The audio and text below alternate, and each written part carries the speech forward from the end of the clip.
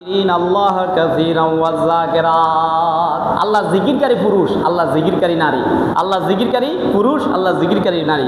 একটু জিকির করে লা ইলাহা ইল্লাল্লাহ, লা ইলাহা ইল্লাল্লাহ, লা ইলাহা ইল্লাল্লাহ। এই আল্লাহ জিকিরকারী পুরুষ। তো জিকিরের মধ্যে সর্বশ্রেষ্ঠ জিকির হলো কোরআন তেলাওয়াত। জিকিরের মধ্যে আরেকটা ইবাদত হলো 5 ওয়াক্ত নামাজ জামাতে পড়া। 5 ওয়াক্ত নামাজ কিসে পড়া? জামাতে পড়া। এগুলো আল্লাহ জিকির। আর আমরা মুখে মুখে যে বলি সুবহানাল্লাহ, আলহামদুলিল্লাহ, লা ইলাহা ইল্লাল্লাহ, আল্লাহু আকবার, এগুলো কি জিকির? সর্বসেরা সবচেয়ে উত্তম জিকির কোনটা?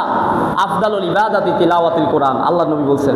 আবার আল্লাহ রাসূল হাদিসে বলছেন যে সর্বশ্রেষ্ঠ জিকির হলো ফরজ নামাজ জামাতে পড়া। বলেন সুবহানাল্লাহ।